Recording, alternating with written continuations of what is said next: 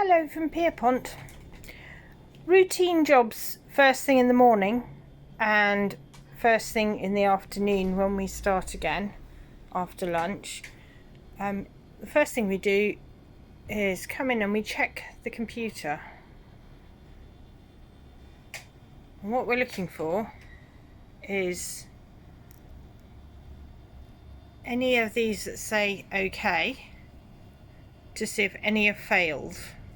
And we're lucky we haven't got any failures. We've got a YCO, that's yield carryover, so that means that the cow hadn't given quite as much as the computer had thought it would. It works out what the cow's expected to give. I mean, if she doesn't quite reach that, it will put a yield carryover. But what it expected is this column here. So expected to give 5 litres and she only did 4.8, which is this column here. So she nearly made it, so we're not worried about that. If we've got a cow that drastically doesn't meet her target, we'll go and find her and check that it's not because she's ill. So this computer gives us all sorts of information about how the cows are performing and what they're up to. And it's sort of a live feed, so we can click on refresh and get a totally up-to-date picture of what's going on. So from here we can make a list of animals also that not only failures, but cows that are quite late in their lactation sometimes get a bit lazy. So we've got a little list here of regulars. Fill Pale 9, she's not normally on this list, but occasionally she crops up because she hasn't come to the robot. Lin 2, Lin 5 and Cadence are quite regular at the moment. They're a little bit lazy.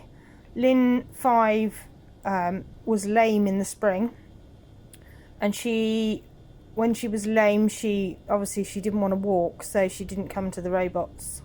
And she's just got into a really bad habit of waiting to be collected. Cadence has never been very good at remembering that she's supposed to be milked. She's in her second lactation and she's still very laid back about life, and yeah, whatever. So my job now is to go and find these cows and make sure they get milked.